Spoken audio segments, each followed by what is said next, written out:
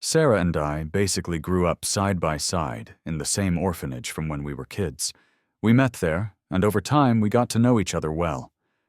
Eventually, we fell in love and built a life together, loving each other deeply. Not long after our son was born, a surprising thing happened. Her biological parents found her.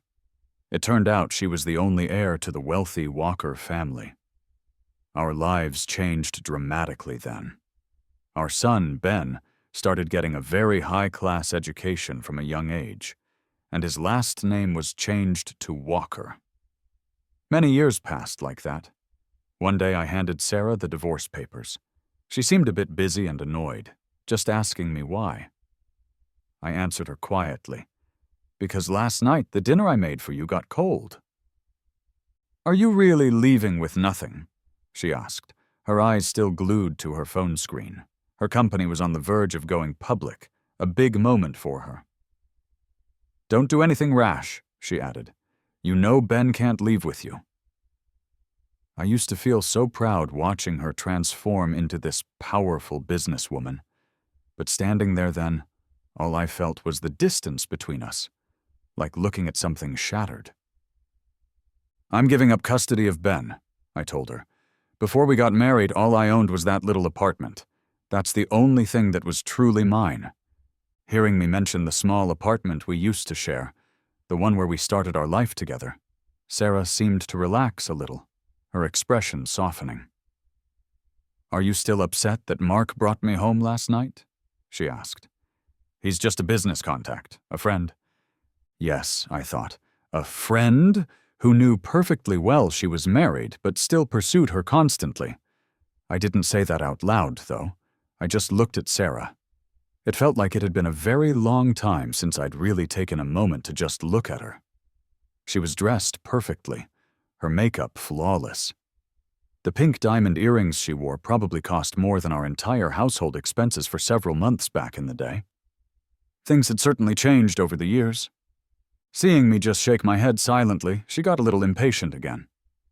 "Why then?" she pressed. I repeated calmly, "Because last night, the food I cooked got cold." Before Sarah was found by the Walker family and became Sarah Walker, I used to write short stories for a living. Full-time. My main hobby, the thing I loved doing most, was cooking. Sarah had studied finance, and when she started working, her salary wasn't very high, and she had a tough time, often working so hard she'd forget to eat. So every day, I would pack a meal for her and bring it to her office. She always used to tell me it was the best food she'd ever tasted. Later, when the Walkers found her, she insisted on keeping her original last name, Lee, alongside Walker. And she was adamant that we wouldn't get divorced. I kept doing what I always did, making 3 meals a day for her. In that first year after her family found her, she told me she wanted to eat my cooking for the rest of her life. But as the years went by, things shifted. One night she was brought home drunk by Mark, one of her persistent suitors. I took her from him, helped her inside, and tried to get her to eat something I had prepared to help settle her stomach. She looked at the food I'd made with a clear look of distaste. "We have a chef now," she said. "You don't need to cook every day."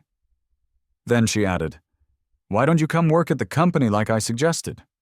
Are you really just going to stay home doing nothing all day?" I never liked the business world. Getting involved with the Walker family enterprises just wasn't for me. Ben was always very attached to her. He wouldn't even come down for dinner unless he heard her voice. That night, I offered him the food I'd made, but he just shook his head. When I asked him why he wasn't eating, Sarah thought I sounded too harsh. "He prefers Western food now," she snapped. "He doesn't like your home-style cooking. What's the big deal?" Seeing his mother defending him, Ben suddenly pushed the bowl away forcefully. It crashed to the floor, shattering, and hot soup splashed onto my arm, burning it. Sarah immediately rushed to hug Ben, comforting him softly. Then she turned back to me, her expression tired. "Just get someone to clean it up. I'm exhausted." Looking into Sarah's confused eyes the next day as I was leaving, I didn't feel the need to explain much more. In her world now, perhaps only deals involving millions of dollars seemed truly important. A cold dinner or a burn on my arm barely registered. And Ben was even more indifferent. He'd been getting that elite education since he was little, and had often mentioned, sometimes subtly, sometimes not, that he wished he had a more impressive father. Someone powerful in business, not just someone who enjoyed cooking in the kitchen. In the bright daylight, Sarah finally noticed the red mark on my arm from the previous night's spill. She called Ben over. "Dad got hurt last night," she told him. "Go and say something nice to him." Ben was very good at public speaking and debating at school, but when it came to talking to me, he usually clammed up. I never had a father myself, and I always thought that if I just gave enough love and attention, my own son would naturally love me back. But it turned out I wasn't very good at earning his affection, or perhaps the circumstances made it impossible. Ben just stared at me coolly. After his very early baby babbles of Dada, I never really heard him call me Dad again in a meaningful way. Once, he had blurted out, "You're not worthy to be my father." Sarah lightly pinched Ben's nose, a gesture meant as a small reprimand. "The old house on Old Street is pretty run down," she said to me, "and sorting out the ownership transfer will take some time. You can stay here in the guest room for now if you need to." She then added, "Didn't you used to love that set of kitchenware I bought you? It won't be easy to move." I had already packed my things the night before. It all fit into one suitcase. "If no one's going to use that kitchenware," I replied, "just throw it away." A moment later, the irony struck me as kind of funny. Meals in the Walker household were all catered or prepared by professional chefs. If it hadn't been for me living there, they wouldn't have even needed a fully equipped kitchen, let alone that expensive set of cookware. "Are you heading back to Old Street now?" Sarah asked. "I can get the driver to take you." I declined her offer. I looked at her and Ben one last time, managing a small smile. "You both have quite a few allergies," I reminded them. "When you get a chance, you should have the family doctor run some tests and make sure the chefs know what to avoid." After saying that, I turned around and walked out, deliberately not looking back at the two people who had once meant everything to me. I didn't go straight back to the old apartment on Old Street. Instead, I drove to the orphanage where I had spent my childhood. Sarah and I had talked about visiting it together after her family found her, but the Walkers probably felt it wasn't a place suitable for their heiress to visit, so the plan kept getting pushed back. Over the years, I'd consistently donated a part of the money I earned from my writing to the orphanage. When I walked in, the director recognized me right away. She didn't know about the divorce yet, and started talking about old times, remembering Sarah and me when we were little. We both grew up there.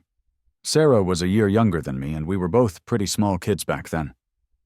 The director pointed towards the kitchen area and laughed, recalling how I used to hang around watching the old cook even as a young boy, always wanting to try cooking myself. She remembered that Sarah hated garlic, but the orphanage rule was strictly no picky eating. Still, later on, whenever it was my turn to help with the cooking, I'd secretly make sure Sarah's portion didn't have any garlic in it. The director got a bit emotional talking about it, and seeing my interest, she jokingly assigned me the task of cooking lunch for everyone that day. So I found myself in the familiar kitchen, starting the fire, adding wood to the stove, chopping vegetables, and making soup. A few of the current kids gathered around, watching me with curiosity. "Wow, a brother who can cook is so cool," one said. "It smells amazing. I want to be a chef when I grow up too. 10 stars. Hearing their simple, enthusiastic compliments brought back other memories. I remembered the first time I met Sarah's parents, the Walkers. Sarah had been even more nervous than I was. When they heard that I was a writer and my hobby was cooking, you could almost see "Please leave" written on their faces, despite their naturally composed and dignified manners.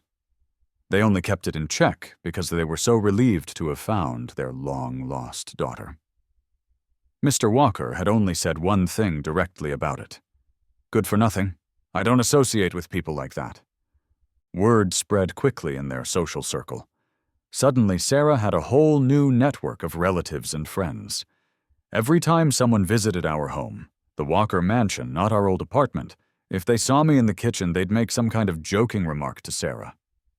"Your husband is quite something. Actually knows how to cook." Mark, who was often around, also frowned once and asked Sarah with mock concern, "Sarah, doesn't your husband smell like cooking fumes all the time? Can he even sleep properly at night?" After hearing enough comments like that, Sarah couldn't hide her discomfort anymore. But she still tried to be considerate of my feelings, only gently telling me later, "Maybe when friends come over, we should just let the household staff do the cooking." She added, almost apologetically, "The Walker family can certainly afford to hire enough chefs." Ben picked up on these attitudes, too. "My dad isn't just some lousy cook who only knows how to be in the kitchen," he'd say defensively. But then add, "It's embarrassing. My dad should be like a great hero." I stayed at the orphanage for a few days, finding some peace there, before finally heading back to my old apartment on Old Street. Pushing down the memories that seemed to linger in every corner, I started the task of cleaning and sorting through my things. When Sarah had first gone back to the Walkers, they had told us not to bring anything from our old life, assuring us they had everything prepared for her and the child. So everything in this small apartment was exactly as we had left it that day, frozen in time. At first, finding her family felt like winning the lottery, but looking back, it felt more like the moment my happy dream ended. After clearing out most of the things that reminded me strongly of Sarah, I took a long nap and didn't wake up until around noon the next day. When I checked my phone, I saw over a dozen missed calls, all from Sarah. As I was looking through them, another call came in, this time from a number I didn't recognize. "Hello? Is this Ben's father?" a polite voice asked. "I'm Ben's homeroom teacher. Ben refused to eat his lunch at the school cafeteria today. He said his father usually packs his meals." There was a brief pause before she continued, still very politely. "Did you perhaps forget that today was the first day back at school?" I frowned. I didn't understand what Ben was trying to achieve. He attended one of the best elementary schools in the country, where the cafeteria food was known for being both tasty and nutritionally balanced. Besides, on the few occasions I had packed lunches for him in the past year or so, he had often brought them back untouched. "Hello, teacher," I replied calmly. "He doesn't actually need meals prepared by me. Going forward, our family's chef should be handling his dietary needs." I took a breath and added, "Also, I am no longer Ben's father in a custodial sense. For any matters concerning him, please contact his mother directly. Please don't call me about this again." It sounded like the teacher might have had her phone on speaker, because I thought I heard a child's startled gasp in the background, followed by the teacher urgently saying, "Ben, wait, don't run off." She quickly apologized to me again before ending the call. Thinking back on my own childhood, I couldn't recall having any dramatic, inscrutable adolescent phase. But Ben's behavior towards me had indeed become quite consistently cold over the past few years. His grandparents, the Walkers, didn't like him spending too much time with me and would take him to stay with them every summer. After each visit, his attitude towards me seemed to get even frostier. In the beginning, he used to ask me questions like, "Why do you always do unimportant stuff?" Or, "Don't you feel like you're wasting your potential?" Or, "How come other uncles fly airplanes but you just cook at home?" Eventually, he just stopped trying to communicate with me altogether. The only way I knew what was going on with him was through updates in the parents' group chat. He seemed indifferent to my presence, and the older Walkers seemed quite pleased to see him distancing himself from me. I hung up the phone and decided to go to the mall to buy some new things for the apartment. I was carefully comparing prices on some kitchen items when Sarah called again. "What did you say to Ben?" she demanded, her voice tight. "He's refusing to eat anything." A moment later, her tone softened slightly. "Can you please come back? The child still needs you." Just then, I heard a man's deep voice in the background, sounding close to her. "Sarah, let's just take Ben to that new Western restaurant I opened." Sarah seemed to move away from him, because her voice became clearer as she continued, apparently alone now. "That was just a business partner. Listen, do you know where my allergy medicine is? The chef didn't know I'm allergic to carrots." Her voice sounded genuinely distressed and helpless, and I couldn't help but frown. "Sarah," I said, trying to keep my patience. "If you can't find it, just order some online or send someone out to buy it. That would be much faster than waiting for me to tell you where it might be," I added, trying to be practical. "The reason I suggested you and Ben get allergy tests done by the doctor was exactly so this kind of thing wouldn't happen again." Sarah was quiet for a moment. Then she asked, "Could you maybe send your recipes to the chef? Great-grandfather Walker really misses your cooking." Her voice took on a slightly accusing tone. "Are you just going to ignore your responsibilities to Ben? You know how busy I am with the company?" Mentioning her great-grandfather did make my resolve waver for a second.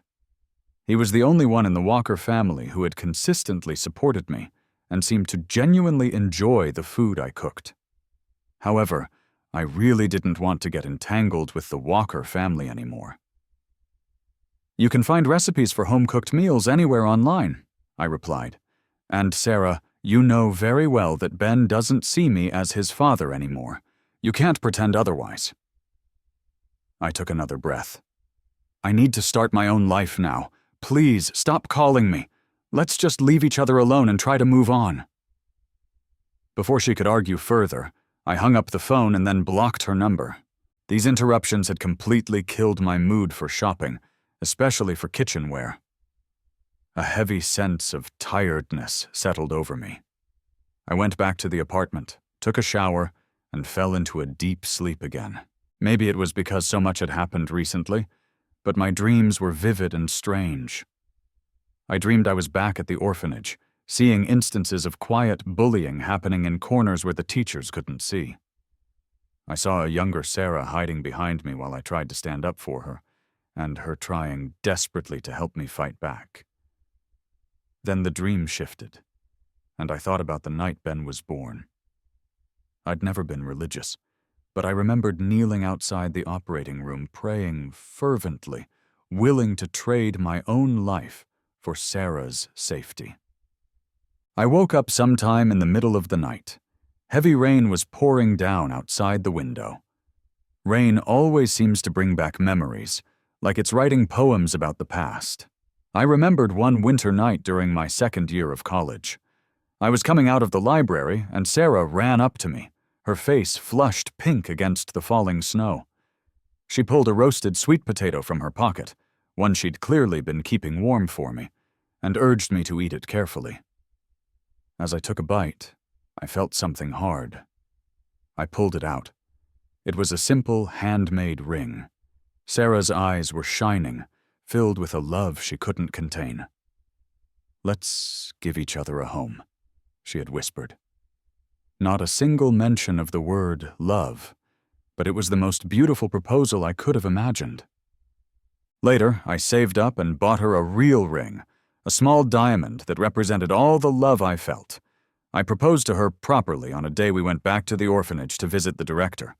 After that, I worked incredibly hard, writing stories day and night, until I earned enough to buy this small apartment, our first real home.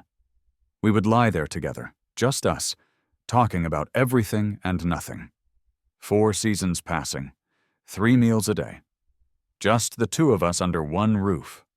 We were everything to each other, lovers and family. When we found out Sarah was pregnant, we held each other and cried tears of pure joy. Sarah was under a lot of pressure at her job back then, and once she got pregnant, they started sidelining her. I gave her all the money I earned from my writing, so she wouldn't have to worry about finances and could just focus on being pregnant and healthy. She used to worry about me developing tendinitis from typing so much and would gently massage my hands every night. I silently swore to myself then that I would work even harder to protect both of them for the rest of our lives. Just before Ben was born, the doctor asked me jokingly, "So, hoping for a boy or a girl?" I admitted I secretly wanted a girl, one who looked just like her mother. I imagined giving her all the love and warmth we hadn't always had growing up in the orphanage. But when our son was born, I wasn't disappointed for long. I thought, having a boy is great too. He can grow up strong and help me protect his mother. When Ben was about a month old, Sarah told me that her biological parents, the Walkers, had found her and wanted her to come back to them. Apparently, she had been abducted as a toddler. The Walkers had never had another child and had spent their entire lives searching for her. I was genuinely happy for her, truly glad that there were more people in the world who loved her. But the arrival of the Walkers brought a kind of overwhelming change. Gradually, it felt like Sarah didn't need me by her side in the same way anymore. She had to start learning the ropes to eventually take over the vast Walker family business. This meant attending endless banquets, networking events, and meetings with powerful business people. The simple, fresh scent of Qingju perfume she used to love was replaced by expensive, sophisticated brands. Mark appeared on the scene around the time Ben turned 4.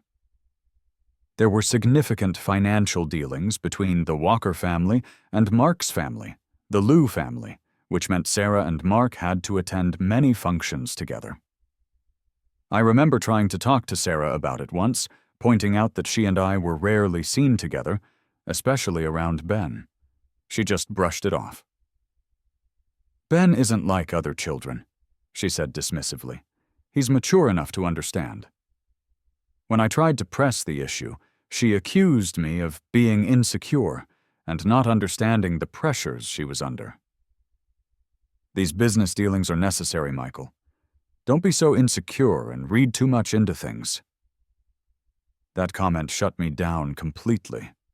I remembered writing a short story once where the main character, a busy man, took his ever-present secretary completely for granted. Sarah had read it, held my face in her hands, and given me a deep kiss on the forehead. Back then, her love felt so warm, pure, and passionate. "If you ever act like this terrible character," she had said playfully, "neglecting the person right beside you, you'll be sleeping on the sofa." I had smiled and promised I wouldn't. The rain outside the window started to ease up. Dawn wasn't far off. I settled back into the kind of life I had lived before the Walker family entered the picture, focusing on my writing, working out regularly, and continuing to practice and improve my cooking. One afternoon, while I was in the shower, someone started knocking insistently on my apartment door. Wrapping a towel around myself, I opened it to find a man I didn't recognize, dressed in a chef's uniform. "Sir, hello," he said formally. "I am the chef currently responsible for preparing meals for Miss Walker and young Master Ben." My first instinct was to close the door, but he quickly stuck his foot in the way. "Sir, I've come hoping to learn from your culinary expertise," he hurried on. "Miss Walker and the young master, they haven't been eating well. They aren't accustomed to anyone else's cooking and have both lost quite a bit of weight." He paused, then added, "Also, the elderly Mr. Walker, the great-grandfather, is quite ill and has expressed a wish to taste your cooking again." I took a deep breath and wiped at my wet hair with my hand. "First," I said firmly, "you don't need to call me sir. I'm not your employer from the Walker family." I met his eyes. "Trying to pressure me emotionally won't work. If you continue to bother me like this, I will call the police and report you for harassment." The chef looked embarrassed, quickly removed his foot, and mumbled an apology before turning and heading downstairs. Almost immediately after he left, my phone rang again. Another unfamiliar number. I answered warily. It was Sarah. "Michael," she started, her voice sounding strained. "Your son is throwing a huge tantrum because he insists he only wants to eat your fried rice." She sounded exhausted. "Luckily, you insisted on putting up those bumper pads on the corners back at the house. Ben was running around wildly and bumped right into the corner of the staircase." Her voice changed slightly, becoming pleading. "How did you used to get him to sit still and listen during his reading lessons? We've hired several tutors, and none of them can get him to cooperate." She paused, then added, "Also, great-grandfather really is sick, and he misses you a lot." I remembered how I had once promised myself I would never give Sarah any reason to feel less than cherished or looked down upon. But listening to her pleading voice on the phone now, all I felt was a wave of annoyance and deep disappointment. For all those years in the Walker household, I had consistently prepared 3 meals a day for her and Ben. I ignored the whispers and subtle jabs about my role, never buying into the idea that cooking and housework were somehow beneath a man or only the job of servants. To me, love meant taking care of the people you cherished in practical, everyday ways, regardless of gender roles. I used to keep track of Sarah's menstrual cycle and make sure to have soothing, warm soup ready for her beforehand, sending her reminders to take painkillers if needed.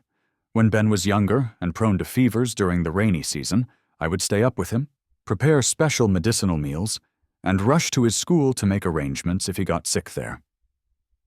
Often, during those times, Sarah would be too caught up in meetings to even reply to my messages about our son. And Ben himself would later complain to his grandparents that it was embarrassing for him, that I was the one who had to be called when he was sick at school. The delicious, carefully prepared food I made for great-grandfather Walker was often dismissed by others in the family as just my way of trying to curry favor with the Walkers. Over time, all that initial enthusiasm and dedication had just worn away, leaving behind only exhaustion and a growing sense of indifference. "Sarah," I said, trying to keep my voice even, "we grew up together. You, of all people, should know what kind of person I am." I paused, letting that sink in. "We're adults. We should both understand what it means when something is over. I honestly don't understand why you and Ben are suddenly acting like this. Is it really just because you're finding it hard to adjust to me not being there?" I took another breath. "Please, try to maintain some dignity for yourself and as an example for Ben. Don't keep contacting me like this. Don't make me completely lose respect for you." There was a heavy silence on the other end of the line. I didn't wait for her to respond. I just hung up the phone, feeling drained. People connected to the Walker family would still show up occasionally or try to contact me, sometimes subtly, sometimes more directly, trying to gauge my situation or perhaps test my resolve. I grew tired of these strange, indirect approaches. It wasn't that their lives were unimportant, but I came to realize that the world keeps turning regardless of who is or isn't in your life. Life goes on. This understanding solidified my decision. I decided to sell the old apartment. I wanted to use the money from the sale, along with the savings I had accumulated from my writing over the years, to travel. I wanted to explore different parts of the world, specifically to experience their cuisines. There's that old saying, sweet flavors in the South, salty in the North, spicy in the East, and sour in the West. I wanted to taste it all, to learn about the cultures behind the food. I remembered how, in the eyes of the Walker family, placing importance on food seemed almost shameful. At one large family banquet, I had quietly suggested to Sarah that maybe we could take Ben to try some interesting local restaurants sometime. Sarah had frowned immediately. "His schedule is packed with programming classes," she'd said dismissively. "Let's not distract him. If you want him to eat something special, just have the chef prepare it, or send someone to buy it." Her father, Mr. Walker, had snorted loudly from nearby. "Focusing only on eating all day, what kind of future does that lead to? Honestly, Sarah, the husband you picked is just common." Sarah hadn't defended me, and Ben, overhearing this, had quickly moved away from my side of the table to sit next to his grandfather. "Our Ben is going to be different from ordinary children," Mr. Walker had declared proudly, and Sarah never said a single word to counter them or stand up for me. Back when we were poor, people might have thought Sarah was lucky to marry me, someone devoted to her. But now, free from those expectations and the weight of that family dynamic, all I felt was a kind of hopeful anticipation for my own future, tinged with the bittersweetness of what was lost. The apartment sold surprisingly quickly. I packed my single bag and left without any lingering feelings or second thoughts. I used to believe that cooking was primarily a way to make Sarah and Ben happy, and their happiness made me happy. But after everything that had happened, I realized that my love for cooking was more fundamental than that. I simply enjoyed the process itself. Working with spices, the sizzle of food in a hot wok, the anticipation of creating something delicious. Every step felt like a way of adding warmth and flavor to life itself. With this realization, I also started a food channel online, live streaming my cooking adventures. Thanks to a combination of decent cooking skills and apparently being reasonably good-looking, I started gaining quite a few followers. My first destination was Jiangxi Province. It's a region known for its flavorful clay pot soups and bustling cities. The pace of life felt fast, yet people seemed willing to pause their day for good food, letting out satisfied sighs after a delicious meal. One evening, wandering late, I ducked into a small, unassuming eatery. The owner was incredibly friendly, a towel draped around his neck, his forehead beaded with sweat despite the cool weather. He asked me if I could handle spicy food. I confidently nodded yes. The moment the rice noodles he served hit my tongue, I knew I'd underestimated the local definition of spicy. It was intense. I started coughing uncontrollably, my eyes watering from the heat. A couple of locals nearby kindly handed me a bowl of simple soup. I gratefully gulped it down, swallowing the tears along with it. The warmth spread through me, feeling almost like soaking in a hot spring, a strangely transcendent moment achieved through fiery spice and simple kindness. Later, as I continued my travels, live streaming my experiences and sharing the local dishes I learned to cook, my follower count kept growing. My journey eventually led me all the way to Inner Mongolia. The people there were incredibly welcoming and curious about my travels. I ended up cooking some of the snacks and dishes I'd picked up along my journey for them to try. Because I'd become somewhat locally known through my streams, I was invited to participate in the Nadam Festival. It was an amazing experience. The vast grasslands provided a stunning backdrop. Vibrant flags fluttered everywhere, and people from all different places gathered, singing unfamiliar songs and dancing together. As evening fell, huge bonfires were lit, and food became the centerpiece of the celebration. Roasting meat, shared bowls of milk tea, laughter echoing in the open air, I felt a powerful connection between the land, the people, and the food they shared. I even tried learning some of the herders' traditional dances.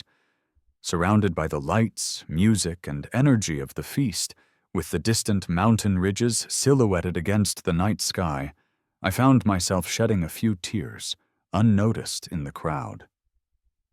I had once dreamed of traveling to unfamiliar places like this with Sarah, sharing new sights and experiences. But standing there under the vast Mongolian sky, I realized that experiencing these things alone was also profound. Without needing to accommodate someone else's preferences or schedule, there was just a sense of boundless freedom. Later that night, I lay down on the cool grass with some of the herders, feeling the wind move through my hair.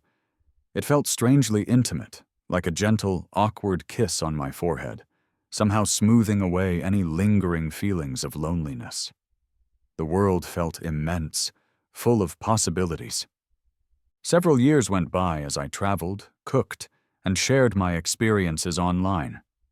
Eventually, my journey brought me back, and I returned to the orphanage where I grew up. It happened to be a special year. The headmaster's 60th birthday coincided with the anniversary of the orphanage's founding. They were planning a special charity fundraising event. I naturally volunteered to be the head chef for the occasion, and I also got involved in helping organize the fundraising activities. The children at the orphanage had really taken to me over the years I'd been supporting the place, and they especially loved it when I cooked for them. One afternoon, while playing in the nearby woods, some of the kids found a small, injured puppy. The headmaster was initially hesitant about allowing a pet, but I stepped in.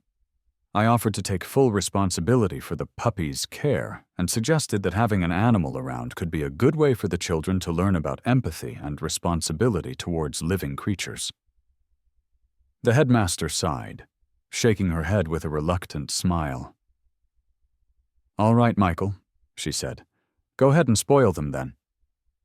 The cheers from the children were almost deafening. That night when I went back to my room, I found the space under my door stuffed with little candies and drawings, their way of saying thank you. At first, the children had casually called me Brother Michael, or sometimes Uncle Michael. But sometime after the puppy incident, they all seemed to collectively decide to start calling me Dad.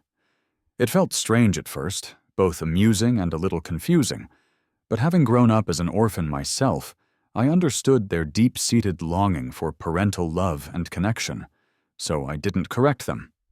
One day, a local charity donated a batch of free tickets for all the orphanage children to spend a day at a nearby amusement park. A few teachers and I went along as chaperones. While I was at the front of the group, dealing with exchanging the tickets at the entrance gate, a sudden commotion broke out behind me. Some of the children had started arguing, and it quickly escalated into a minor scuffle. I hurried back to see what was happening, and heard angry shouts. "Dad is my dad! Don't you call him that!" one of our kids yelled. "Who are you? You're the one who shouldn't call him Dad!" another voice retorted. Then, a voice I hadn't heard in years cut through the noise, sounding surprisingly loud and defiant for a child his age. "I'm Ben.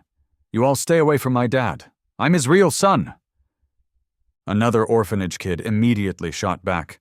"You're a liar! Dad's last name is Lee, not Walker. You're just showing off." It had been years since I'd last seen Ben. He had grown taller and maybe a bit thinner. It took me hearing his declaration, "I'm his real son," to finally recognize him. I quickly stepped in and separated the children. "All right, who started this?"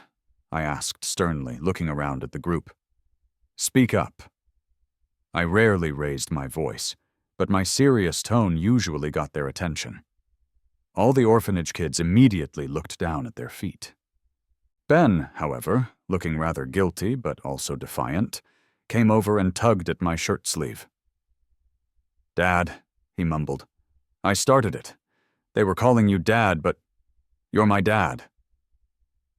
I gently removed his hand from my shirt and crouched down to look him directly in the eye. "Ben," I said seriously, "no matter what the reason, hitting other people is wrong. Do you understand that? You need to know the difference between right and wrong." He seemed to completely ignore my words about hitting. His eyes started to turn red. "I don't care," he choked out, looking up at me with a desperate expression. "Dad, do you not want me anymore?" I frowned, feeling a mix of confusion and frustration. What was going on with the Walker family now? This child seemed to have completely lost his bearings, his sense of responsibility. I stood up and scanned the area nearby. Sure enough, Sarah was standing a short distance away, watching us. "Michael," she called out, walking towards us, "the child really misses you." Her makeup was, as always, perfect, but I could see the tiredness in her posture, a faint slump in her shoulders that hadn't been there years ago. When Sarah and I first separated, I used to sometimes imagine what it would be like if we met again years later. I thought I might feel a rush of old emotions, maybe sadness, maybe anger, maybe even a flicker of the old affection. But standing there, looking at her, I felt surprisingly little. It was like looking at someone I used to know a long time ago. My main feeling was just a sense of trouble brewing, especially looking at Ben, who was still glaring defensively at the other children. I turned my attention back to the orphanage kids. "Is anyone hurt?" I asked gently.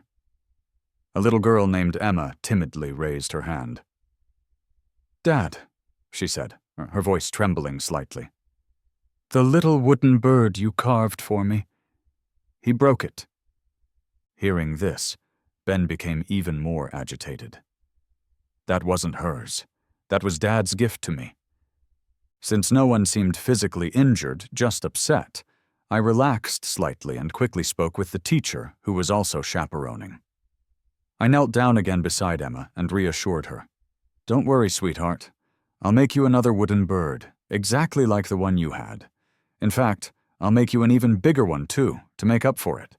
Emma's face brightened immediately. Satisfied, she skipped off to join the other children who were already heading towards the park entrance, excited again. Ben, however, was still making a scene, crying and refusing to calm down. Sarah seemed unable to manage him on her own. I walked over to them. "Ben," I said, my voice firm but not angry. "It's been several years. Seeing you act like this, you've really disappointed me." Ben looked shocked, clearly not expecting a reprimand after finally seeing me again. He just stood there, stunned into silence for a moment. I continued, looking directly at the boy standing before me, who seemed both familiar and like a stranger. "You were wrong to hit someone in the first place. You were even more wrong for not apologizing when you broke something that belonged to someone else." I paused, then added pointedly, "And most importantly, you lied just now. You threw away the wooden figurine I made for you yourself. Don't you remember?" The wooden figurine was a simple toy, a skill the old director at the orphanage had taught me years ago. I had made one for Ben when he was younger, but one morning quite some time ago, I had found it discarded in the wastebasket in his room. When I asked the household staff about it, they told me that young Master Ben had declared it was unwanted garbage and ordered them to throw it out. Yes, I had almost forgotten about that incident myself. Back then, he always had the latest, most expensive toys. If he wanted something, anything, he usually got it. A flicker of guilt, mixed with confusion, crossed Ben's face. He started to tremble slightly. "Dad," he stammered, I was wrong.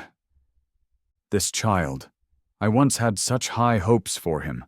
I'd hoped he would grow up to be strong, kind, and responsible, someone who would help protect his mother. I remembered all the nights I'd stayed up late caring for him when he was sick. But looking at him now, the emotional connection felt severed. He felt no more or less important to me than any of the children currently living at the orphanage. Perhaps he sensed the coolness in my gaze, the lack of the old warmth, because he instinctively took a step back, hiding slightly behind Sarah. I headed back to the orphanage later that day to start preparing dinner for the children. To my surprise, when dinner time arrived, Sarah and Ben were there, standing uncertainly near the dining area. "I didn't prepare dinner for you two," I stated plainly. "You'll need to make your own arrangements." Sarah's eyes showed a flicker of hurt. "Michael, is it really so difficult just to add 2 more plates?" she asked quietly. "The orphanage runs on a tight budget, Sarah," I replied evenly. "Resources are limited. Surely you know that." Sarah fell silent, looking uncomfortable. Ben, meanwhile, was staring hungrily at the simple but hearty food the other children were eating. The headmaster, sensing the awkward tension, quietly motioned for me to step outside with her for a moment. From the headmaster, I learned that the Walker family, presumably directed by Sarah, had been quietly sponsoring many of the orphanage's recent activities and outings, including the amusement park trip. Thinking about how happy the children had been lately, it felt only fair, despite my personal feelings, to at least offer them a simple meal. Since both Sarah and Ben had numerous food sensitivities, I decided the safest and simplest option was to just make them each a bowl of plain egg noodles. Ben ate his portion incredibly quickly, finishing the entire bowl in just a few large mouthfuls. Sarah, however, just stared down at her bowl, making no move to eat. Ben looked over at her plate with longing eyes. "Mom?" he asked. "If you're not going to eat that, can I have it?" he asked again, a little louder. Finally, Sarah reacted, but not by offering it to him. Instead, she protectively covered her bowl with her hands, her voice tight. "No," she said almost fiercely. This bowl is mine. No one else can have it. It's for me." The summer days at the orphanage were hot. To save electricity, most of the children usually crowded into the one room that had decent air conditioning to sleep. Ben, still staying nearby with Sarah somehow, came looking for me one evening. He wanted to sleep in the room with the other kids, near me. "Dad," he began, looking earnest, "all those stories you used to tell me at bedtime, I tried looking for them online, but I can't find them anywhere." He hesitated, then asked, "Remember the one about the mouse who stole corn? Did he ever manage to get through that really big door in the end?" I gave him a puzzled look. This sudden interest in my old, simple bedtime stories felt completely out of character, especially considering his past dismissiveness. Why the sudden change? I couldn't help but remember another family dinner years ago at the Walker mansion. Ben had disappeared from the table. I went looking for him and found him chatting animatedly with Mark. They were holding hands, looking almost like a real father and son. "Mr. Mark," Ben was saying excitedly, "your stories about your business trips are so cool. Much more interesting than the boring stories my dad tells." He had then added, with childhood bluntness, "I wish you were my dad instead." Mark had chuckled, his eyes glancing towards where Sarah might be. "Well, Ben," he'd said smoothly, "maybe someday, if your mother agrees." Ben had clenched his little fists. "Mom will definitely agree. She thinks that other man is useless anyway." These unwelcome memories surfaced at the wrong time. I held up a hand gently, stopping Ben before he could continue. I ignored the flicker of hurt that crossed his face.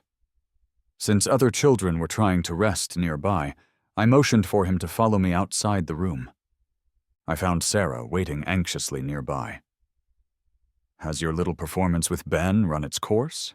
I asked her directly, keeping my voice low but firm. "Sarah, you know what it's like to grow up here, to leave this place with nothing. You know how hard the teachers and staff work, how limited their resources are. Now they're having to spend extra time and energy looking after you and Ben. Please, don't be so selfish. Take Ben back to your own home, soon. It must be difficult explaining this situation to your parents anyway. And please, don't come back here again." Sarah just stared at me, her expression unreadable for a moment. Then, without a word, she reached for Ben's hand to pull him away. Ben reacted instantly, clinging tightly to my leg, refusing to go. As Sarah tried to pull him away more forcefully, she lost her balance and stumbled, falling to the ground. Ben immediately rushed to her side, trying to help her up, tears streaming down his face. "Dad," he cried, looking back at me desperately, "you really don't want us anymore? You don't love me and Mom anymore?" I let out a long, weary sigh. "Ben," I said, feeling helpless but resolute, "you were the one who pushed me away first, remember?" I turned and walked back towards the children's dormitory, deliberately not looking back at Sarah and Ben on the ground. They had their life, and I was moving forward with mine. The teachers at the orphanage, knowing how much I loved cooking, had secretly entered me into a televised national cooking competition called King of Chefs. When they finally told me, my first reaction was amusement, but then I thought, why not? It could be a fun challenge, a way to see how much my skills had really developed over the years of travel. Plus, I realized it could be a great opportunity to bring some positive attention and maybe even donations to the orphanage. My philosophy in the kitchen had become, the best cooking often relies on the simplest, most familiar tools. So, for the competition, I brought along some of the well-worn pots, pans, and utensils from the orphanage kitchen. I dove into the competition wholeheartedly.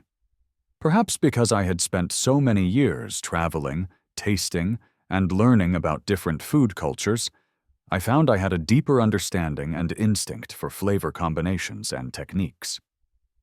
To my own surprise, I kept advancing through the rounds and actually made it to the finals.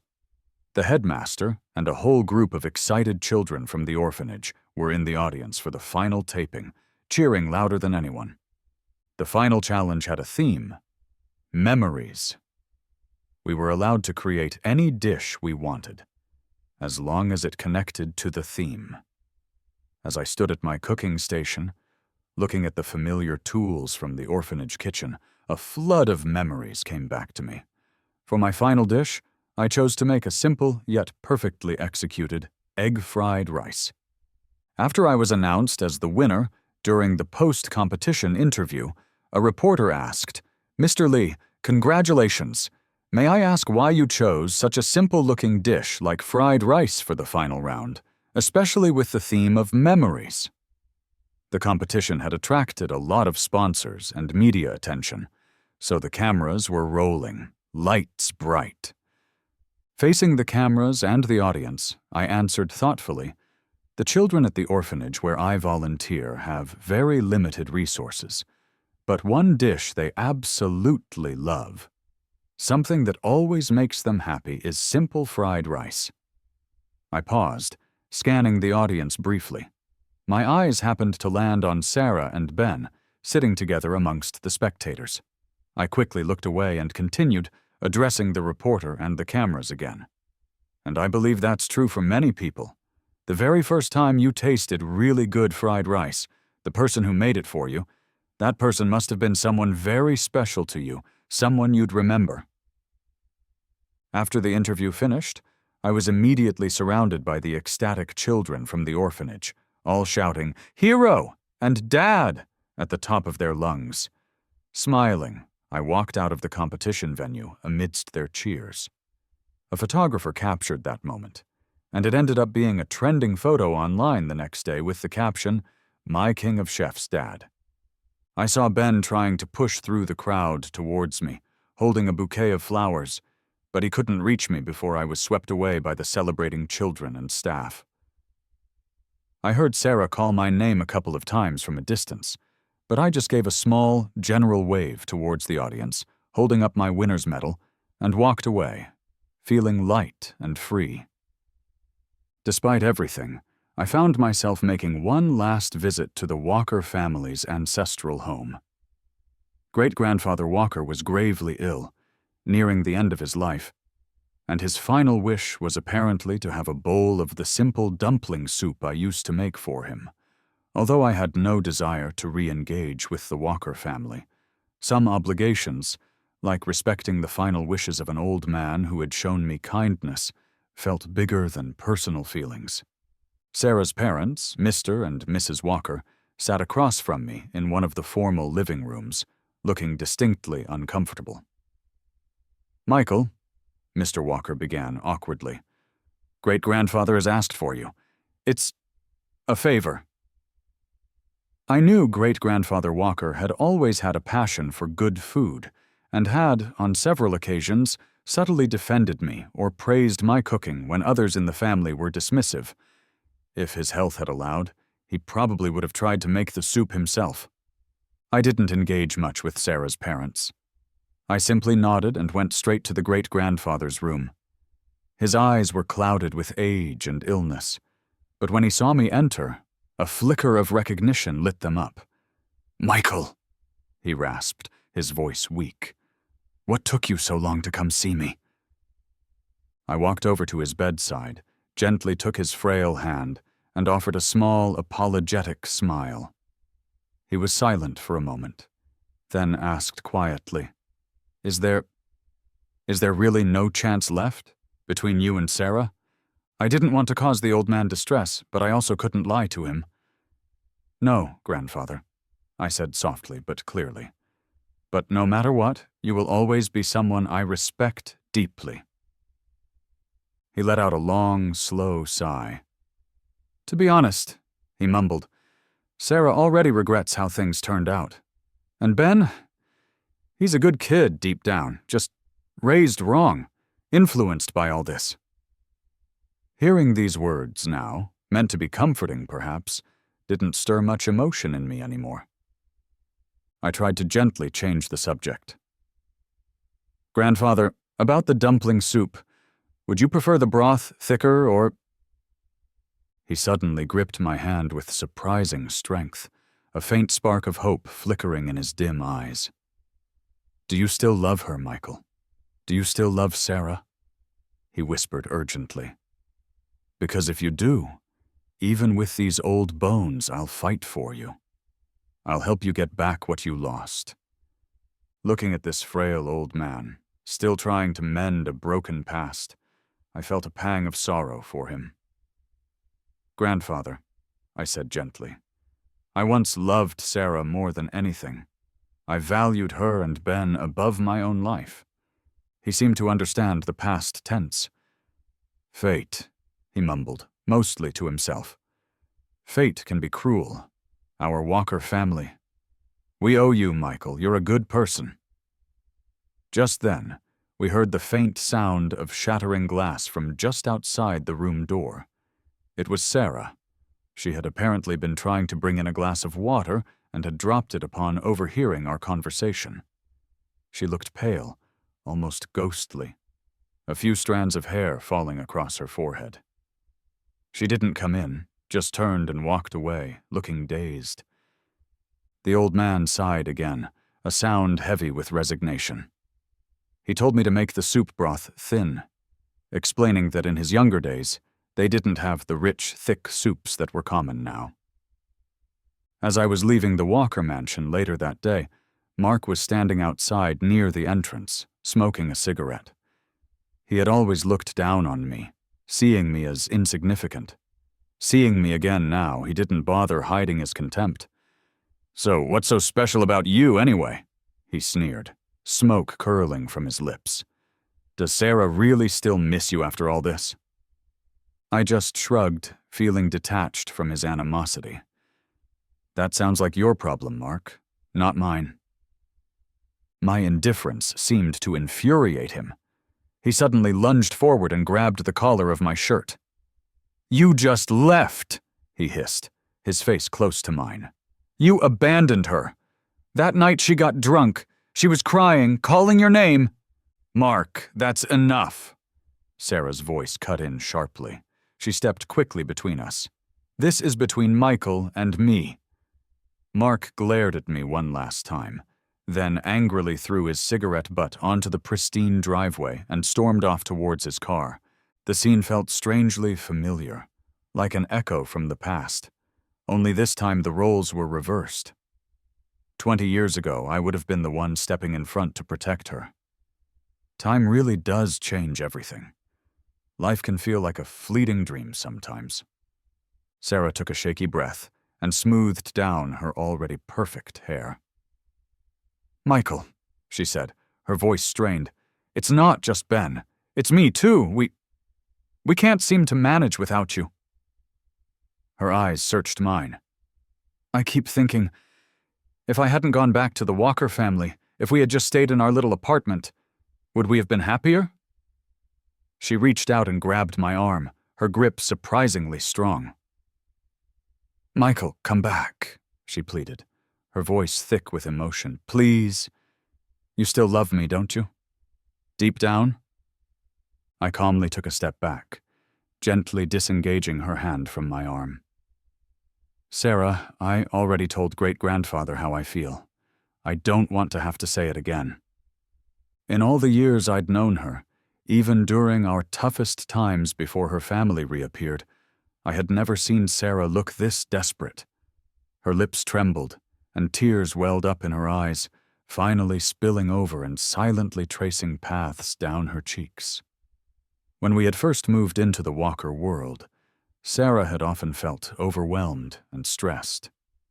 I used to sit with her, patiently talking through the challenges, analyzing the pros and cons.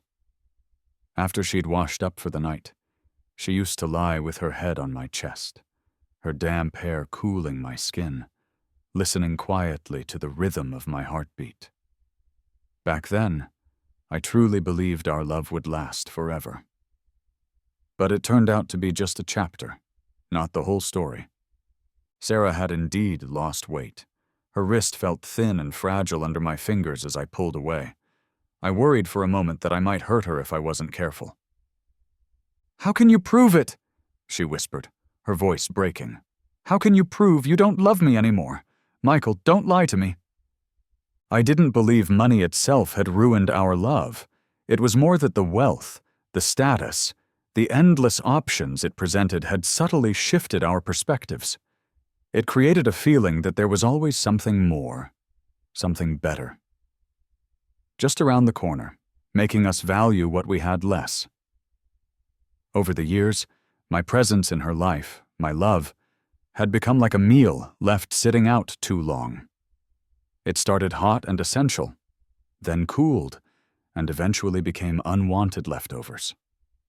It wasn't time itself that caused the change, but the changes within our hearts. I looked her directly in the eyes, my own gaze steady. "Why?" I asked quietly. "Do I need to prove anything at all to someone who is no longer part of my future?" After that encounter, I returned to the orphanage and fully immersed myself back into the rhythm of life there. I continued my online food streams, sharing my cooking and stories, and spent my days helping out and spending time with the children. I noticed I had a top fan on my streaming channel, who was always the first viewer to join whenever I went live, and often left generous virtual gifts. I clicked on their profile once, curious, but it was completely blank, like a brand new account with no posts or personal information. On New Year's Eve, I decided to make dumplings with the children. As we were wrapping them, I went live on my stream.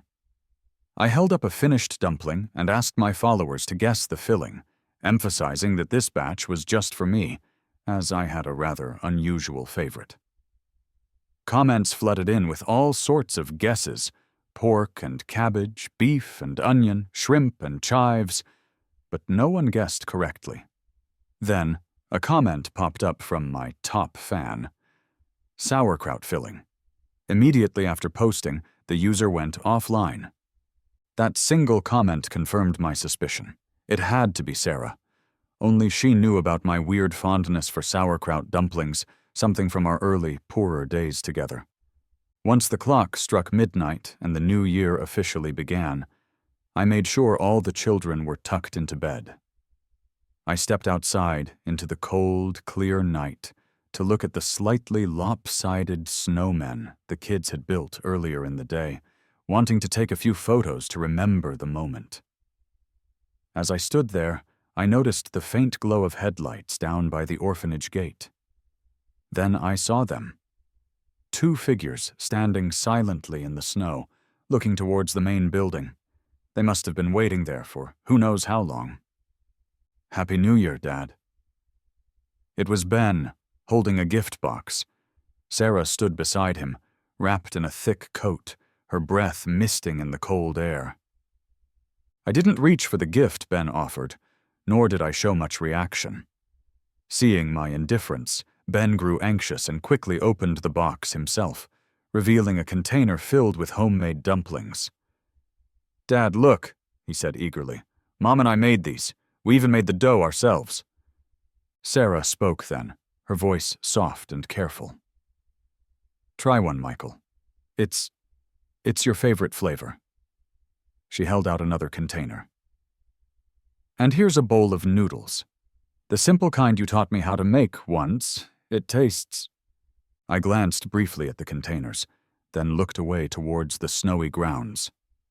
This food, I said, my voice flat and devoid of emotion. It's already gone cold. I had used almost the exact same words when I told her I wanted a divorce years ago. Sarah visibly flinched, understanding the deliberate, final meaning behind them. The pale moonlight reflecting off the snow illuminated her face, making her look fragile and worn. She opened her mouth as if to say something more, but seemed to realize the futility of it. The past was gone. What was done couldn't be undone. Ben's face crumpled in despair. He refused to leave when Sarah tried to lead him away. He started struggling, shouting back at her, "Mom, you lied! You're a liar! You said if we made food for Dad, he would come home?" Eventually, bodyguards who must have been waiting discreetly nearby came and gently but firmly pulled him towards the waiting car. He fought against them, banging on the car window as they drove away, his cries echoing in the quiet night air. "Dad, I was wrong. I know I was wrong. Dad, come back!" His shouting was loud enough to wake some of the lighter sleepers among the children. A few of them came running outside, looking worried, and gathered around me. "Dad," one of the older girls said softly, if you want to go back home with them, we'll understand. We'll support you." The children from the orphanage were always perceptive, sensitive to emotions, which sometimes made their kindness even more heart-wrenching. Looking into their bright, concerned eyes under the moonlight, I knelt down and pulled them into a group hug. "Dad isn't going anywhere," I reassured them, my voice thick with emotion but firm. "This is Dad's home now, right here with all of you. I'll always stay with you." In the distance, colorful fireworks from the nearby town suddenly burst across the night sky, showering sparks of light and blessings over the quiet landscape. A family sits together, the lights warm and welcoming. With the changing seasons, the simple warmth of 3 meals a day shared with loved ones. I would no longer feel sorrow for what was lost with Sarah and Ben. My life here, now, felt complete, and I had no regrets. Ben's epilogue. The thing I regret most in my entire life is looking my father in the face and saying, "You don't deserve to be my dad." After I said it, his expression didn't even change. He just looked calm, maybe a little distant. There wasn't even a hint of disappointment, which somehow hurt more than if he'd gotten angry. Later, after he left, I threw endless tantrums, demanding that my mother bring him back. Our family, the Walkers, had everything: money, connections, staff for every possible need. But no one, not the professional chefs, not anyone could cook the way Dad did. More importantly, no one cared for me with the same quiet, steady attention he always had, even when I didn't appreciate it. I was still young then, but I had a growing sense that losing him was a loss so profound it would cause me pain I couldn't yet comprehend. After that terrible New Year's Eve, when he rejected the dumplings Mom and I made, I finally stopped pestering my mother about finding Dad. I understood then, with a chilling certainty, that just like me, she had been permanently shut out of his life. He was done with us. I became fixated on changing things I could control. I went to my grandparents, the Walkers, and demanded they change my surname back to Lee, my father's name. They were furious, convinced Dad had put me up to it, and even threatened to confront him. That's when I realized how much my life, starting with my name, had been dictated by forces and expectations completely outside my own desires. I threw myself into my studies, determined to grow up fast, become independent, powerful in my own right. I clung to the hope that maybe, someday, I could find my father again and prove to him that I wasn't that naive, spoiled child anymore. But my father, he seemed truly heartless in his resolve. He never gave me another chance, never reached out, never responded to any attempts Mom made over the years. The year I turned 18, legally an adult, my father collapsed suddenly while working at the orphanage. Mom somehow heard the news and got to the hospital even before I did. When I arrived and found her, I hugged her tightly and was shocked to feel how frail she seemed, how much gray streaked her once perfectly styled hair. If I hadn't been there to support her, I think she might have just crumpled to the floor. The doctor eventually came out, his expression grim. He shook his head. At that moment, a cold, hard realization hit me.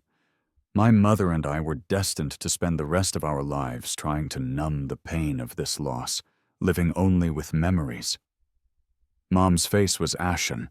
The powerful, composed corporate president facade was gone.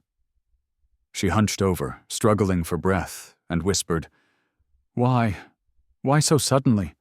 He was still so young." The doctor removed his surgical mask and sighed. "Did the patient ever suffer a significant head injury, perhaps many years ago?" he asked gently. "It appears an old blood clot caused pressure that eventually led to a fatal rupture." Mom suddenly started trembling violently, almost convulsing, and then she fainted. She remained unconscious for 3 days. When she woke up, her hair seemed to have turned completely white. Later, I pieced together the story. Years ago, during a particularly bad rainy season, my father had been rushing to the hospital to bring food to Mom, who was recovering from an illness. He got into a car accident on the way.